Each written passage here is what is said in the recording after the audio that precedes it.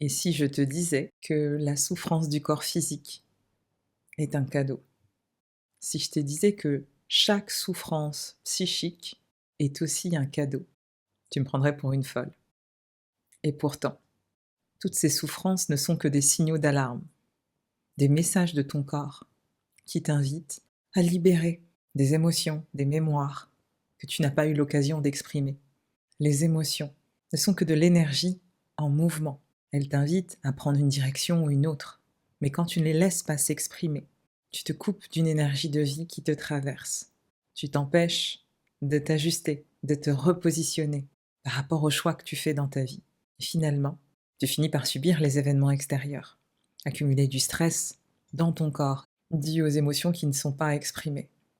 Ton système nerveux finit par se déréguler. Et finalement, c'est la boucle infernale du stress qui s'installe et qui va impacter tes prises de décision, ton travail, ta vie amoureuse et ta vie de tous les jours.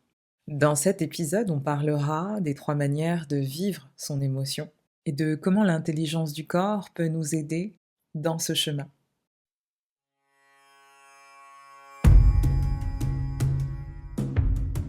Je suis Edmé Dena, coach et thérapeute holistique, une pragmatique sensible, qui était enfermée dans son mental et qui a retrouvé sa liberté en se reconnectant à l'intelligence du corps.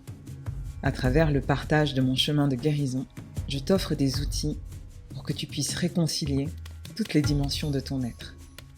Ton corps mental, ton corps physique, ton corps émotionnel et ton corps spirituel. Chaque épisode est une invitation à te libérer de tes blessures pour reprendre enfin le pouvoir de ta vie. N'oublie jamais que tu es une femme puissante et qu'à chaque instant, il est possible de changer ta destinée. Pluriel. Aujourd'hui, on se retrouve pour parler d'émotions. J'ai un chocolat chaud à la cannelle dans la main. Il est tard le soir et j'ai juste envie de te partager quelques réflexions autour de comment on peut mieux vivre ses émotions et se libérer du stress qu'on accumule au fil du temps sans s'en apercevoir. Parce que le stress, il faut savoir que c'est une des premières causes de mortalité dans le monde. Sur le long terme, elle va créer tellement de dysfonctionnements de tes organes, de ton corps, créer tellement de maladies que finalement ce stress qu'on prend à la légère est un mal qui nous tue à petit feu. Je ne sais pas pour toi, mais moi j'ai 39 ans. Plus jeune, je n'ai jamais appris à accueillir mes émotions, à les vivre. Mes parents n'ont pas forcément créé d'espace d'expression. Quand j'avais des émotions, elles n'étaient pas forcément bien reçues. Et j'ai appris très vite à me couper de mes émotions et de mes ressentis. Parce que c'était beaucoup plus facile de tout couper pour avoir moins cette sensation d'intensité. Et c'est comme ça que très jeune, j'ai commencé à faire de l'eczéma. Comme quoi, une émotion cherche toujours à ressortir quelque part, d'une manière ou d'une autre finalement. L'eczéma, par exemple, ça a été un enseignement parce que aujourd'hui, j'en fais beaucoup moins, mais quand je fais des crises, je sais qu'il s'est passé quelque chose. Et alors, je me pose toujours la question, qu'est-ce que mon corps a envie de me dire? Qu'est-ce qui a envie de sortir et qui ne s'exprime pas? Peut-être de la frustration, de la colère, peut-être quelque chose qui ne passe pas, quelque chose qui m'effraie, quelque chose qui me fait peur. Et j'ai toujours cette réflexion-là quand je fais une crise d'eczéma. Aujourd'hui, j'ai appris à prendre soin de ma tête, de mon corps, de mes émotions. Il y a beaucoup plus de lâcher prise par rapport à ça et beaucoup moins de manifestations physiques. J'ai envie de vous inviter à une réflexion sur comment vous autorisez à vivre vos émotions. Est-ce que c'est quelque chose qui est OK pour vous? Est-ce que vous pouvez partager votre vulnérabilité avec les autres? Ou au contraire, est-ce que vous allez avoir tendance à cacher vos émotions, de quelque manière que ce soit? Donc ça peut être faire semblant de ne rien ressentir ou cacher une émotion par une autre, donc faire semblant d'être joyeux alors qu'on est triste, ou faire semblant qu'on est triste alors qu'on ne l'est pas, ou qu'on est peut-être en colère. Est-ce que vous vivez sainement vos émotions? Fermez les yeux un instant et posez-vous la question. Est-ce que vous arrivez à les ressentir dans votre corps? Alors quand je pose cette question, on pense toujours qu'il s'agit d'émotions désagréables, comme la colère, la rage. Mais non, ça peut être aussi des émotions qui sont très agréables, comme la joie, le plaisir, le désir, l'excitation. Pour certaines femmes, en fonction de leur histoire, ça va pas être, quelque chose de facilement accessible. Et ça, c'est un indicateur que notre système nerveux a été activé lors de certaines expériences, a été activé dans le passé et qu'à un moment, il s'est figé sur certaines situations, sur qu'on a vécu de manière traumatique. Et je le redis, quand je parle de trauma ou de manière traumatique, c'est pas forcément il s'agit pas forcément d'une agression, mais c'est quelque chose qui est venu activer mon système nerveux de manière trop intense. Le système nerveux n'a pas su le gérer et du coup, il l'a considéré comme un trauma. Cette situation qui est vécue comme traumatique, elle peut être consciente ou inconsciente. Ce qui peut vous mettre la puce à l'oreille, c'est de ne jamais avoir accès à certains types d'émotions. Donc là, vous pouvez vous poser la question, est-ce que vous avez une palette d'émotions qui est assez large ou est-ce que vous êtes toujours dans le même type d'émotion? Autre chose qui peut vous mettre la puce à l'oreille, sur certaines situations traumatiques, c'est d'être dans l'apathie dans certaines situations. Avoir la sensation d'être complètement vidé, figé, peut-être une sensation de vide sidéral dans certaines situations que vous allez vivre, dans certaines conditions. Souvent, ce sont des schémas qui se répètent et dont les environnements n'ont pas forcément à voir entre eux. Vous pouvez répéter le même schéma, à peu de choses près, dans vos relations amoureuses et au travail. A priori, pas de lien, mais quand on creuse un petit peu, en note de fond, il peut avoir le même schéma par rapport à la colère, par rapport à la peur du rejet, par rapport au sentiment de trahison, par rapport au sentiment d'humiliation. Et ce que j'ai envie de vous dire, c'est que souvent, les schémas d'auto-sabotage, de conflit que nous vivons adultes, les sentiments de rejet, d'injustice, voilà, de toutes les blessures de l'âme que nous revivons adultes, eh bien nous les revivons. C'est important de le comprendre. C'est-à-dire qu'elles viennent se réactiver dans la vie adulte, mais l'événement source n'est pas celui-ci. On peut avoir tendance à suranalyser et se dire ah, il faut que je comprenne ce qui s'est passé. Eh bien, c'est pas ce que je vais vous proposer dans cet épisode. Je vais plutôt vous inviter à lâcher prise et à libérer à travers le corps, qui est une technique qui est beaucoup plus douce et qui est plus respectueuse, j'ai envie de dire, de votre psychisme. Et ça m'amène à vous parler des 3 manières de vivre vos émotions.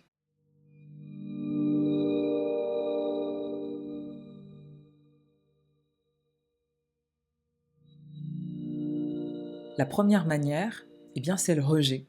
Donc moi, j'ai longtemps été dans le déni de mes émotions, dans le rejet de mes émotions, parce que coupé de mon corps, mécanisme de protection, mode de survie, peur de ressentir des émotions qui sont désagréables, peur de partager ma vulnérabilité, bon, peur de tout. Et donc, rejet total. Donc, je fais comme si l'émotion n'existait pas, mais finalement, elle est bien là à l'intérieur. Des fois, je la sens un petit peu et je fais semblant qu'elle n'est pas là, et puis des fois, j'arrive même pas à l'identifier. Ça, c'est vraiment la pire des situations, puisque vous savez que l'émotion est une énergie en mouvement. Quand vous refusez de la vivre, vous figez quelque chose à l'intérieur de vous et vous avez des tensions qui s'accumulent dans le corps, qui va créer du stress, qui va déréguler votre système nerveux. C'est pas parce qu'on bloque l'émotion et qu'on se dit qu'elle n'existe pas qu'elle n'est pas là. L'émotion existe, qu'on le veuille ou non, qu'on la ressente ou non, elle est là, elle nous traverse, plus ou moins, parce que justement cet état de, on va dire, de cristallisation va faire qu'elle va être bloquée dans le corps. Et donc c'est jamais une solution de faire comme si nos émotions n'existaient pas parce que ça crée des maux physiques, psychiques à long terme et finalement plus de souffrance qu'autre chose. La deuxième manière de vivre son émotion, c'est la catharsis, qui est une purge. C'est-à-dire que je vais laisser l'émotion me traverser et trouver un moyen de la sortir de mon corps. Par exemple, pour la colère, je peux taper sur un coussin, je peux taper dans un sac, je peux crier, je peux pleurer, je peux hurler. Tout ça, ce sont des manières de vivre les émotions. Bon, j'ai donné des exemples un peu extrêmes, mais c'est une manière de vivre son émotion. Tout comme l'éclat de rire est une manière de vivre sa joie, l'amusement.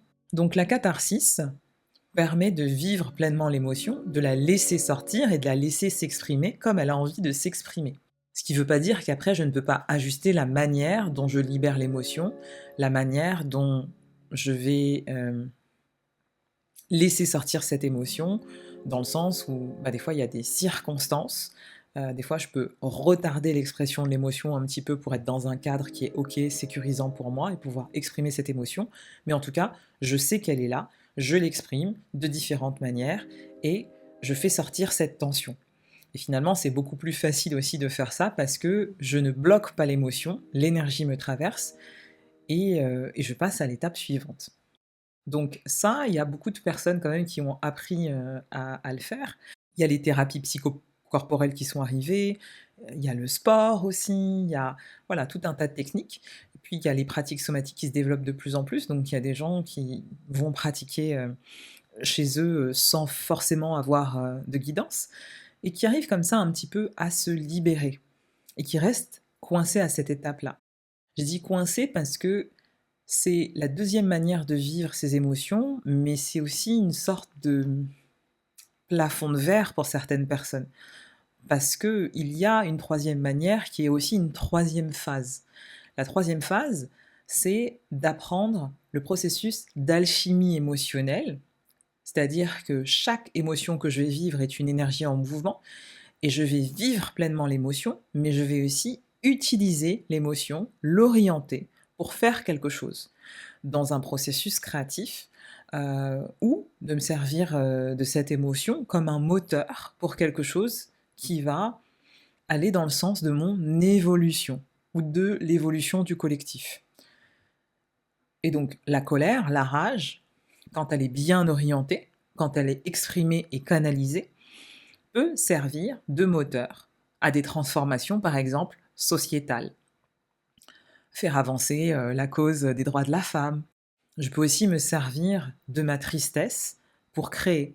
Les artistes sont devenus maîtres dans l'art de l'alchimie émotionnelle.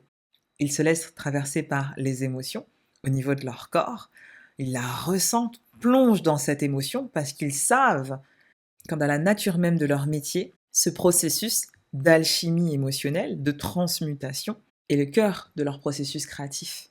Donc ils vont aller chercher ça. Il y a un film qui m'a particulièrement marqué et qui illustre bien ce propos. C'est le biopic qui a été fait sur Ray Charles avec Jamie Foxx. Et il y avait une chanson que j'adorais. Et dans le film, on voit le processus avec lequel il crée cette chanson. Et c'est assez fabuleux parce que tu sens la tristesse qui l'habite et tu sens qu'il l'utilise directement pour créer quelque chose et pour laisser cette tristesse sortir de lui, mais en faire quelque chose de mélodieux, de beau, en faire de l'art finalement. Il y a une autre chanson aussi dans le film, je sais plus comment elle s'appelle, où il chante avec une femme et la femme a carrément la rage contre lui et elle commence à chanter sa rage et sa colère et là on est en plein dans ça, on est en plein dans l'alchimie émotionnelle. Donc les artistes le font très bien mais pas besoin d'être un artiste. On a peut-être besoin de conscientiser le process et de se dire OK, aujourd'hui, à quelle étape j'en suis dans l'expression de mes émotions? Est-ce que je suis complètement dans le déni? Et du coup, je sais que, eh bien, ça va créer des maux. Il y a même peut-être déjà des maux dont j'ai pas conscience. Les maux sont les maladies physiques, psychiques, les blocages, toute la somatisation, le manque de clarté mentale, les schémas d'autosabotage, voilà, tout ça, ça fait partie de ce que crée le déni des émotions. Et bien sûr, je ne les cite pas, mais beaucoup de stress et d'anxiété, qui amènent des ruminations, des pensées négatives, etc. Donc ça, c'est la première étape. Deuxième étape, j'accepte de vivre mon émotion et de la libérer de plein de manières différentes. Et je sens que j'arrive à le faire plus ou moins. Est-ce que vous en êtes à cette étape? Troisième étape, l'alchimie émotionnelle, la transmutation. Je me sers de l'énergie en mouvement, de cette émotion, quelle qu'elle soit, pour orienter cette énergie dans quelque chose que je souhaite. Et donc c'est ce que font les artistes. J'ai trouvé que c'était intéressant de vous partager ça parce que Les étapes sont très simples et très claires et ça vous permet de vous situer et de voir là où est-ce que vous en êtes et quels effets positifs et négatifs ça peut créer dans votre vie maintenant. Sachez que les émotions ne se libèrent pas par le mental, elles se libèrent par le corps. L'émotion est une énergie en mouvement. C'est donc un non-sens de se dire que le principal moyen qu'on ait choisi dans nos sociétés modernes pour libérer les émotions est de parler et de rester statique. Pourquoi ? Parce que quand je n'exprime pas une émotion, elle se fige, elle se cristallise à l'intérieur de moi. Donc, pour la remettre en mouvement, j'ai aussi besoin de remettre mon corps en mouvement et de la laisser sortir. Et donc ça, c'est ce que vont venir faciliter les pratiques somatiques. Et ce qu'il y a de merveilleux, c'est que ça vient hacker votre mental, parce que quand on commence à parler de ses émotions, du passé, d'est-ce qu'on a eu le droit de vivre ses émotions, est-ce qu'on a vécu des situations traumatiques, ça peut être vite oppressant.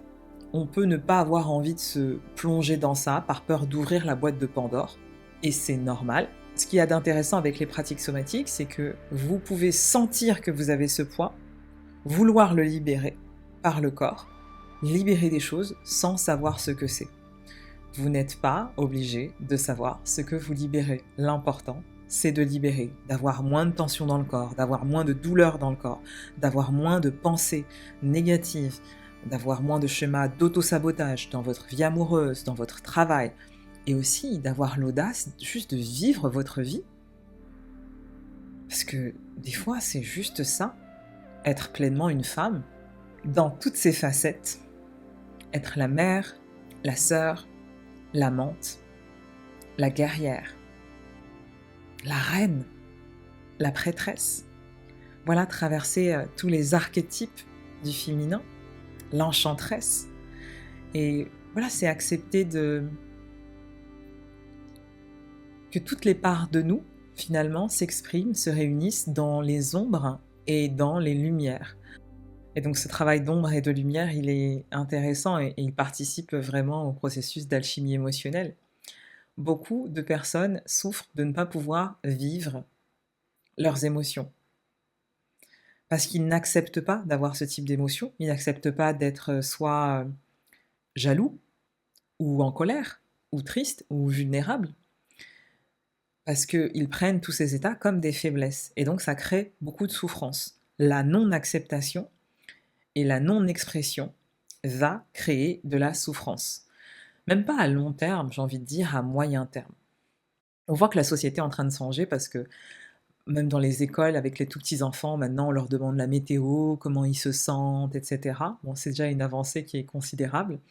Mais nous, en tant qu'adultes que nous sommes, nous avons quand même un chemin et une responsabilité à faire en ce qui concerne l'intelligence émotionnelle afin de transmettre tout ça à nos enfants et de ne pas en faire des handicapés émotionnels. Vous me direz, avec de la volonté, tout est possible. Moi, j'ai été une handicapée émotionnelle et maintenant, je travaille vraiment sur le corps et les émotions. Ce qui vous montre bien que finalement, les pires choses qu'on a traversées, eh bien, nous donnent une indication un peu de ce qu'on est venu transmettre ici-bas sur Terre, ce qu'on pourrait appeler une mission de vie, une mission d'âme. Pourquoi aujourd'hui j'accompagne sur ça ? Eh bien parce que je l'ai traversé moi-même, que ça a été très dur, que je l'ai transcendé et que je sais à quel point ce travail peut être puissant, à quel point on peut se libérer avec des pratiques qui sont courtes, accessibles et qui vont nous amener à de grandes transformations. Alors après, il n'y a pas d'outils magiques. Les pratiques somatiques ne sont pas des outils magiques. Par contre, elles sont efficaces, accessibles. Si vous vous donnez le temps, c'est-à-dire au début, ça peut être 25-30 minutes par jour, pour revenir dans votre corps et libérer, vous verrez qu'en quelques semaines, vous allez avoir des résultats qui sont assez bluffants sur votre système nerveux, sur votre stabilité émotionnelle, et vous allez très vite réduire votre stress et votre anxiété. Alors ce sont des choses qui ne restent pas si vous ne pratiquez pas, parce que quand on a un système nerveux qui a été dérégulé pendant 5, 10, 30 ans, c'est pas 2 mouvements somatiques qui vont changer la donne. Non. En revanche, le fait de pratiquer un petit peu tous les jours va permettre de réguler votre système nerveux et va engendrer de grands changements.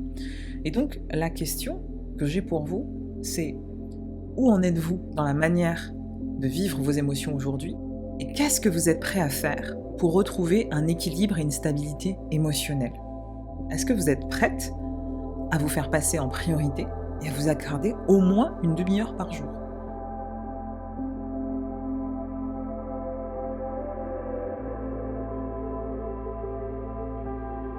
Et donc là, c'est à chacun de prendre la responsabilité de se dire: «OK, est-ce que je suis vraiment en souffrance?» Parce que si je suis vraiment en souffrance, une demi-heure par jour, c'est rien. Et c'est important d'aller chercher les bénéfices cachés à rester dans vos situations. Parce que souvent, si vous ne changez pas, c'est que vous avez un bénéfice à rester dans cette situation, à rester dans ce travail toxique, à rester dans cette relation toxique. Tout n'est pas de la faute des autres. Vous avez une responsabilité dans ce qui arrive dans votre vie. La responsabilité ne veut pas dire que tout est de votre faute et que tout est de votre fait. Votre responsabilité, c'est de choisir l'impact que vont avoir les événements sur votre vie, bien que vous ne les ayez pas choisis. Est-ce que vous allez rester figé, cristallisé dans une situation qui vous a fait souffrir, ou au contraire, est-ce que vous allez utiliser les choses que votre vie met sur votre route pour pouvoir vous libérer? Est-ce que vous allez prendre des décisions qui vont dans le sens de votre évolution et pas de votre involution? Est-ce que vous allez rester dans les schémas du passé ou est-ce que vous allez regarder vers l'avenir? Ce qui peut faire qu'une situation perdure dans notre vie et que les mécanismes d'autosabotage s'accentuent dans certains domaines, c'est le fait de ne pas prendre conscience de ces comportements. Parce que pour changer, vous devez avoir conscience d'où est-ce que vous avez un problème. Où est-ce que ça bloque? Le problème, c'est pas forcément vous. Le problème, ça peut être le manque de conscience de certaines choses ou certains schémas qui se répètent. Pour ça, la thérapie aide beaucoup. Alors, quand je parle de thérapie, je souris un petit peu là en parlant de thérapie parce que je suis en contact avec des personnes qui viennent me voir et qui me disent oui, j'ai suivi une thérapie. Et donc quand je leur pose la question, je leur dis ah donc qu'est-ce que vous avez fait, avec quel type de thérapeute, etc. Moi j'aime toujours savoir ce que les personnes ont expérimenté et quel a été leur chemin avant de venir me voir. Et il y a des personnes qui me disent oui, oui, ça fait longtemps que je suis en thérapie. Et quand je leur pose la question, elles ont été voir un hypnothérapeute 2 fois, elles ont fait un soin énergétique. C'est pas ça la thérapie. Si vous m'écoutez, ce n'est pas ça la thérapie. Une thérapie, c'est vraiment rentrer dans un processus de dépouillement émotionnel où vous allez libérer par la parole et par le corps, déposer certaines choses dans un espace qui est sécurisé. Et vous allez le faire très régulièrement. Ça veut dire au minimum 2 à 4 fois par mois de manière suivie pendant 1, 2, 3 années. Ça, c'est une thérapie. Vous avez un suivi. Vous laissez le temps à votre psychisme de se libérer, de faire remonter ce qu'il n'a plus besoin de porter. Et vous allez vous servir de cette matière, justement, pour faire la paix avec le passé, pour apaiser les souffrances et regarder sereinement l'avenir. Vous allez, au fil des séances, apprendre à vous accepter comme vous êtes, dans toutes vos facettes, dans votre humanité, dans votre vulnérabilité, dans ce caractère imparfait qu'ont tous les humains.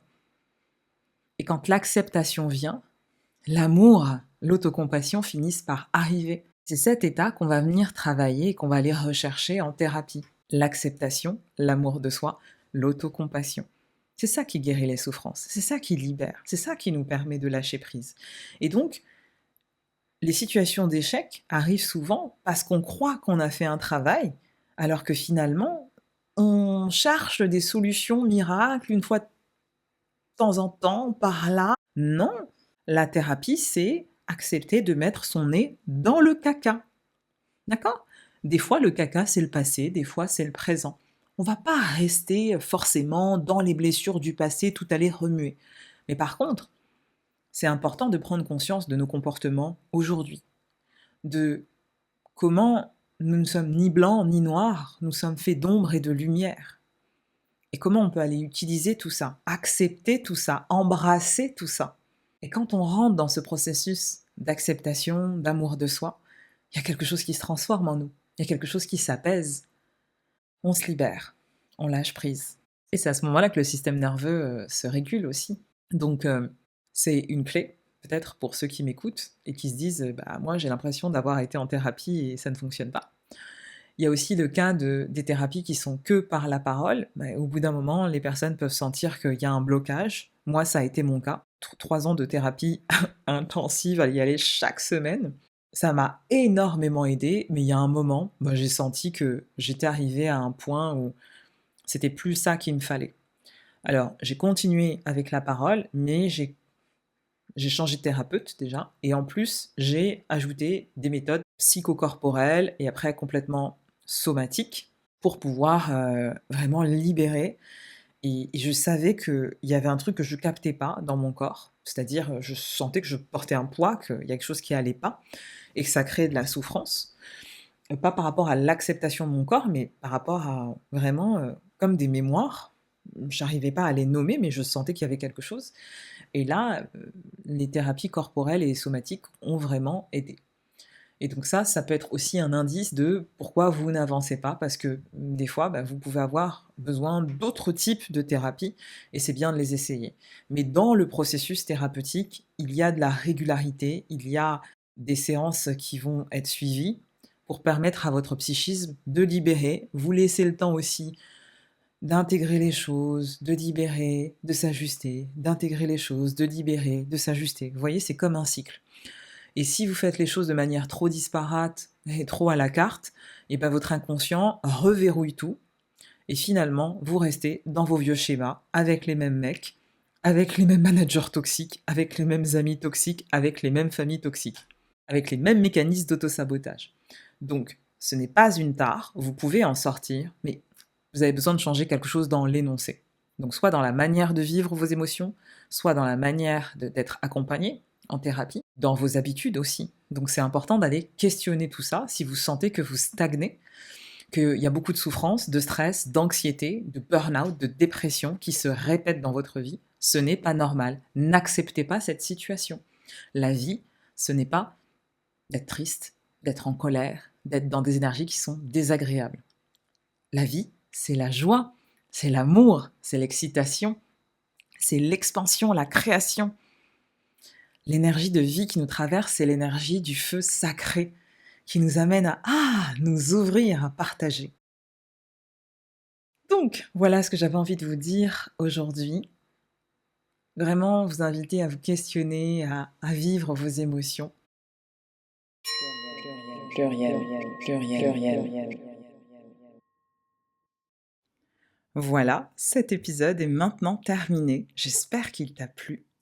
Ce que j'ai envie de te dire, c'est que si tu en as assez de subir tes émotions, si tu as l'impression que tu as cette sensibilité qui est accrue, tu as des sortes de débordements émotionnels, parfois tu pètes un câble, parfois tu es hyper calme, parfois tu as la pensée confuse, d'autres fois tu as l'impression que tu es toujours sur le qui-vive, à fleur de peau, dans l'hypervigilance. C'est peut-être un signe que ton système nerveux est dérégulé.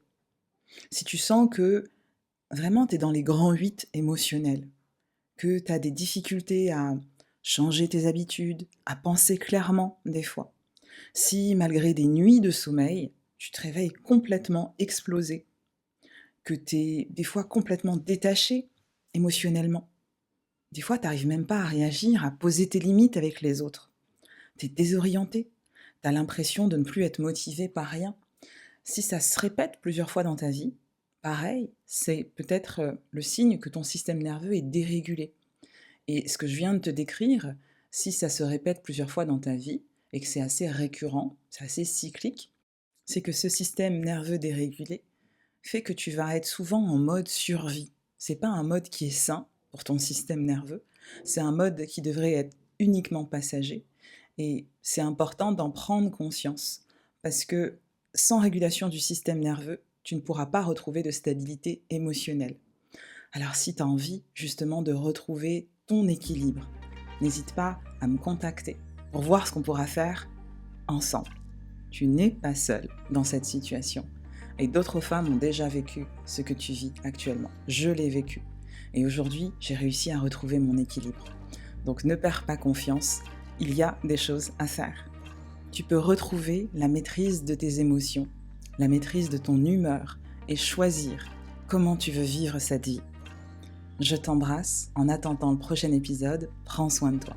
À bientôt.